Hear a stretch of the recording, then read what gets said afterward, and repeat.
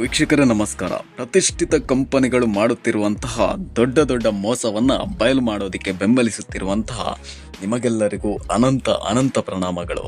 Swiggy delivery ಪಾರ್ಟ್ನರ್ಗಳನ್ನ ತಮ್ಮ ಸಂಸ್ಥೆಯ ಪಾಲುದಾರರು ಎಂದು ಘೋಷಿಸಿರೋದನ್ನ ನೀವೆಲ್ಲರೂ ಗಮನಿಸಿರ್ಬೋದು. ಆದರೆ ಬಹುತೇಕ ಕಡೆ ಪಾರ್ಟ್ನರ್ಗಳನ್ನ ಭಿಕ್ಷುಕರ ಹಾಗೆ ಟ್ರೀಟ್ ಮಾಡ್ತಾ ಇರೋದನ್ನ ಕೂಡ ನಾವುಗಳು ಕಾಣಬಹುದು. ಒಂದು ಕಡೆ ಆರ್ಡರ್ ಇರದೆ ಒಂದು ಕಡೆ ಕಸ್ಟಮರ್ಗಳ ಬೈಗುಳವನ್ನ ಕೇಳಿಸಿಕೊಂಡು ಅತ್ತ ಕಡೆ ದುಡ್ಡು ಇಲ್ಲ ಇತ್ತ ಕಡೆ ಮರ್ಯಾದಿನೂ ಇಲ್ಲ ಅನ್ನುವಂತೆ ಆಗಿ ಹೋಗಿದೆ ಈ ಸ್ವಿಗ್ಗಿ ಡೆಲಿವರಿ ಪಾರ್ಟ್ನರ್ಗಳ ಅವಸ್ಥೆ. ಇಲ್ಲಿ ಒಂದು ಘಟನೆಯನ್ನ ಉಲ್ಲೇಖ ಮಾಡಲೇಬೇಕು. ಇಲ್ಲಿ ಹಾಕಿರುವಂತಹ ಸ್ಕ್ರೀನ್ ಶಾಟ್ ಗಳನ್ನ ಸರಿಯಾಗಿ ಗಮನಿಸಿ. 4 ರಿಂದ 5 ಕಿಲೋಮೀಟರ್ಗೆ 17 ರೂಪಾಯಿಯನ್ನ ಕೊಟ್ಟಿದ್ದಾರೆ. ಬೈಕ್ನ ಫ್ಯೂಯಲ್ ನಿಂದ ಹಿಡಿದು ಊಟ ತಿಂಡಿಯ ಖರ್ಚು ಇದರಲ್ಲಿ ಬರೋದಕ್ಕೆ ಸಾಧ್ಯನಾ? ಪರವಾಗಿಲ್ಲ ಬಿಡಿ, 6 ಕಿಲೋಮೀಟರ್ಗೆ 30 ರೂಪಾಯಿ ಹಾಗೆ ಕೊಡ್ತಾರೆ ಅಂತ ನಾವಿಲ್ಲಿ ಅಂದುಕೊಳ್ಳೋಣ. ಸರಾಸರಿ 2 ಕಿಲೋಮೀಟರ್ಗೆ 10 ರೂಪಾಯಿ ಹಾಗೆ ಇದು ಬೀಳುತ್ತದೆ. ಸುಮಾರು 60 ಕಿಲೋಮೀಟರ್ ಮೈಲೇಜ್ ಇರುವಂತಹ ಬೈಕ್ ಕೂಡ 10 ಆರ್ಡರ್ ತೆಗೆದ ತಕ್ಷಣ 1 ಲೀಟರ್ನಷ್ಟು ಪೆಟ್ರೋಲ್ ಅನ್ನ ಮುಗಿಸಿರುತ್ತದೆ. ಸೊ ಇಲ್ಲಿ ಆರ್ಡರ್ ನಿಂದ ಬಂದಂತಹ 300 ರೂಪಾಯಿಯಲ್ಲಿ 100 ರೂಪಾಯಿ ಪೆಟ್ರೋಲ್ಗೆ ಅಂತ ಹೋಯ್ತು. ಮುಂದೆ ಉಳಿದಿದ್ದು 200 ರೂಪಾಯಿ ಮಾತ್ರ. ಈ 10 ಆರ್ಡರ್ಗಳು ಬೆಳಗಿನಿಂದ 3 ಗಂಟೆ ಮಧ್ಯಾಹ್ನ ಆದ್ರೂ ಕೂಡ ಕಂಪ್ಲೀಟ್ ಆಗಿರೋದಿಲ್ಲ. ಅಕಸ್ಮಾತ್ 3 ಗಂಟೆಗೆ ಆಗಿದೆ ಅಂತ ಹೇಳಿದ್ರು ಕೂಡ ಆತನ ಬೆಳಗಿನ ಬ್ರೇಕ್ಫಾಸ್ಟ್ ನಿಂದ ಹಿಡಿದು ಮಧ್ಯಾಹ್ನದ ಲಂಚ್ ಕೂಡ ಎಲ್ಲವೂ ಈ 200 ರೂಪಾಯಿಯಲ್ಲಿ ಕವರ್ ಆಗಬೇಕು. ಸರಾಸರಿ ಕಮ್ಮಿ ಅಂತ ಹೇಳಿದ್ರೆ 120 ಬ್ರೇಕ್ಫಾಸ್ಟ್ ನಿಂದ ಹಿಡಿದು ಲಂಚ್ ನವರೆಗೆ ಅಂತ ಅಂದುಕೊಳ್ಳೋಣ. ಇನ್ನು ಉಳಿದಿದ್ದು ಕೇವಲ 80 ರೂಪಾಯಿ ಅಷ್ಟೇ. ಅಂತಹ ಸುಡು ಬಿಸಿಲಿಗೆ ರಣ ಮಳೆಗೆ ಟ್ರಾಫಿಕ್ ನ ನಡುವೆ ಕಸ್ಟಮರ್ಗಳ ಬೈಗುಳಗಳನ್ನ ಕೇಳಿಸಿಕೊಂಡು ದುಡಿಯುವವನಿಗೆ ಕೇವಲ ಸಿಕ್ಕಿದ್ದು 80 ರೂಪಾಯಿ ಅಷ್ಟೇ. ಇತ್ತೀಚೆಗೆ ಒಂದು ಕಮೆಂಟ್ ಬಂದಿತ್ತು, ಸ್ವಾಮಿ ನನ್ನ ಬೈಕ್ ಕೂಡ ಈ ಸ್ವಿಗ್ಗಿ ಕೆಲಸದಿಂದ ಕೆಟ್ಟು ಹೋಗಿದೆ ಅಂತ. ಇದಕ್ಕೆ ಯಾರು ಹೊಣೆ ಸ್ವಾಮಿ?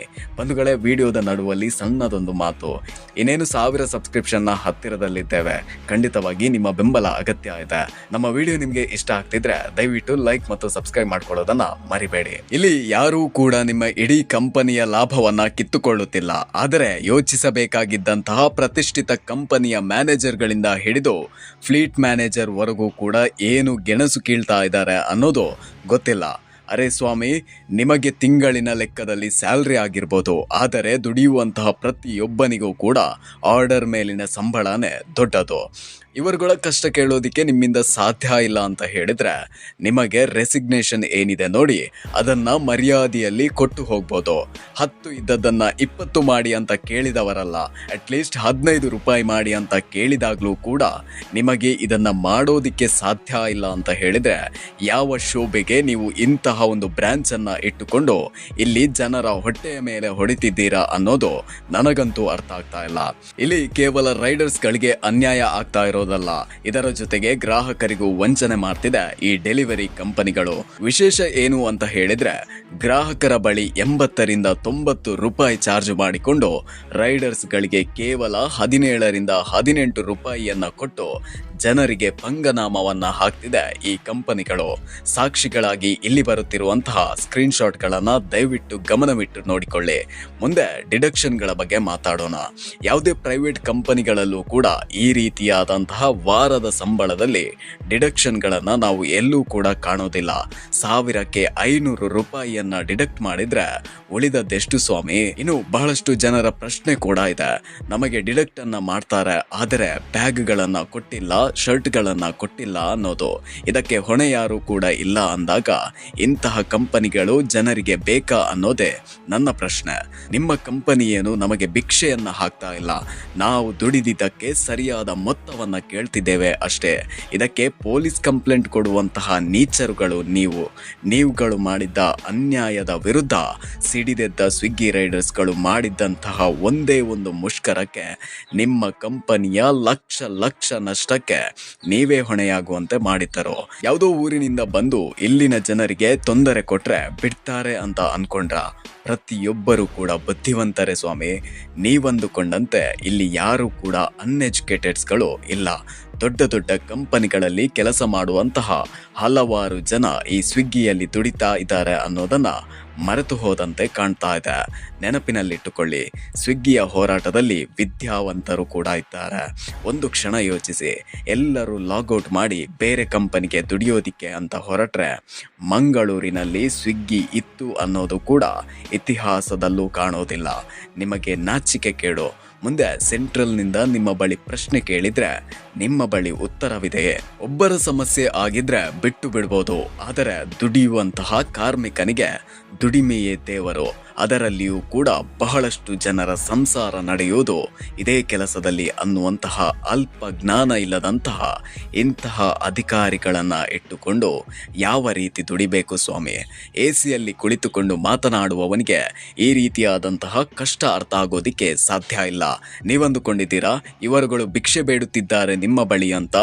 ಇವರು ಹಾಕಿರುವಂತಹ ಭಿಕ್ಷೆಯಿಂದ ನಿಮ್ಮ ಊಟ ನಡೀತಿದೆ ಅನ್ನೋದನ್ನ ಮರೆತು ಬಿಡಬೇಡಿ. ಒಬ್ಬ ರೈಡರ್ ಇದ್ರೆ ನಿಮ್ಮ ಬದುಕು ಹೊರತು ನಿಮ್ಮಿಂದ ನಮ್ಮ ಬದುಕು ಅಲ್ಲ. ಯಾರೋ ಒಬ್ಬ ಪುಣ್ಯಾತ್ಮ ಹೇಳಿದ್ನಂತೆ, ಕಸ್ಟಮರ್ ಇದ್ರೆ ಮಾತ್ರ ರೈಡರ್ಸ್ಗಳಿಗೆ ಕೆಲಸ ಅಂತ. ಸ್ವಾಮಿ, ಇದೊಂದು ಬಿಸ್ನೆಸ್. ಇಲ್ಲಿ ಕಸ್ಟಮರ್ ಇದ್ದರೆ ಕೆಲಸ ಸರಿ, ಆದರೆ ಕಸ್ಟಮರ್ ರಿಕ್ವೈರ್ಮೆಂಟ್ ಮೇಲೆ ಆತನ ಅವಶ್ಯಕತೆಯನ್ನ ಪೂರೈಸಿಕೊಳ್ಳೋದಿಕ್ಕೆ ಬೇಡಿಕೆಯನ್ನ ಇಡ್ತಾನೆ. ಆದರೆ ಇದೇ ರೈಡರ್ಸ್ ಇಲ್ಲದೆ ನಿಮ್ಮ ಬಿಸ್ನೆಸ್ ಅನ್ನ ಹೇಗೆ ನಡೆಸುತ್ತೀರಾ? ಮ್ಯಾನೇಜರ್ಗಳೇ ಹೋಗಿ ಫುಡ್ ಅನ್ನ ಡೆಲಿವರಿ ಮಾಡಿ ಬರ್ತೀರಾ? ಸಾಧ್ಯ ಇಲ್ಲ ತಾನೆ. ಡೆಲಿವರಿ ಪಾರ್ಟ್ನರ್ ಅನ್ನುವಂತಹ ಪದದ ಅರ್ಥ ಗೊತ್ತಿಲ್ಲದಂತಹ ನಿಮ್ಗಳಿಗೆ ಒಂದು ಮಾತು, ಕಂಪನಿಯ ಪಾಲುದಾರ ಅಂದ ತಕ್ಷಣ ಆತನಿಗೆ ಕಂಪನಿಯ ಯಾವುದೇ ರೂಲ್ಸ್ಗಳನ್ನ ಪ್ರಶ್ನೆ ಮಾಡುವಂತಹ ಅಧಿಕಾರವೂ ಕೂಡ ಇದೆ. ಯಾವ ನೈತಿಕತೆಯ ಮೇಲೆ ಪೊಲೀಸ್ ಸ್ಟೇಷನ್ ವರೆಗೆ ನಿಮ್ಮ ದಂಡು ಹೋಯಿತು ಅನ್ನೋದು ನನಗಂತೂ ತಿಳಿಯುತ್ತಿಲ್ಲ. ಮಿತ್ರರೇ, ಇದು ಒಬ್ಬನ ಸಮಸ್ಯೆ ಅಲ್ಲ, ಪ್ರತಿಯೊಬ್ಬರೂ ಕೂಡ ಪರದಾಡುತ್ತಿರುವಂತಹ ವಿಚಾರವಾಗಿದೆ. ಪ್ರತಿಯೊಬ್ಬ ಗ್ರಾಹಕನಿಂದ ಹಿಡಿದು ಜನಸಾಮಾನ್ಯರು ಕೂಡ ಮಾತನಾಡಬೇಕಾಗಿದ್ದಂತಹ ಈ ವಿಚಾರದಲ್ಲಿ ನಾವುಗಳು ಸುಮ್ಮನಾಗಿ ಬಿಟ್ಟರೆ ನಮ್ಮಂತಹ ನೀತಿಗೆಟ್ಟ ಜನ ಬೇರೆ ಯಾರೂ ಇಲ್ಲ.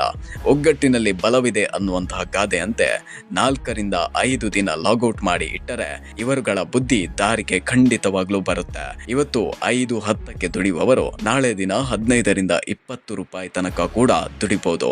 ರೆಫರಲ್ ಬೋನಸ್ಗೆ 60,000 ರೂಪಾಯಿ ಕೊಡುವಂತಹ ಇದೇ ಕಂಪನಿ ರೈಡರ್ಸ್ಗಳಿಗೆ 10 ರೂಪಾಯಿಯಿಂದ 20 ರೂಪಾಯಿ ಜಾಸ್ತಿ ಮಾಡೋದಿಕ್ಕೆ ಸಾಧ್ಯ ಇಲ್ಲ ಅಂತ ಹೇಳಿದ್ರೆ ಇವರುಗಳಿಗೆ ಏನು ಹೇಳಬೇಕು ನೀವೇ ಹೇಳಿ. ಇನ್ಸೆಂಟಿವ್ ಮೇಲೆ ನಾನಾ ನಿಬಂಧನೆಗಳು. ಒಂದು ನಿಮಿಷ ಆ ಕಡೆ ಈ ಕಡೆ ಆದರೂ ಕೂಡ ಕೈಯಲ್ಲಿದ್ದಂತಹ ದುಡ್ಡು ಮತ್ತೊಮ್ಮೆ ಸಿಗೋದಿಲ್ಲ. ದುಡಿಯುವಂತಹ ಕಾರ್ಮಿಕರಿಗೆ ಇವರ ಸವಾಲುಗಳು. ಕೊನೆಯದಾಗಿ ಒಂದು ಮಾತು, ಇಲ್ಲಿ ಯಾರೂ ಕೂಡ ಧೃತಿಗೆಡಬೇಕು ಅನ್ನುವಂತಹ ಅವಶ್ಯಕತೆ ಇಲ್ಲ. ಪ್ರಶ್ನೆ ಮಾಡುವಂತಹ ಅಧಿಕಾರ ಎಲ್ಲರಿಗೂ ಕೂಡ ಇದೆ.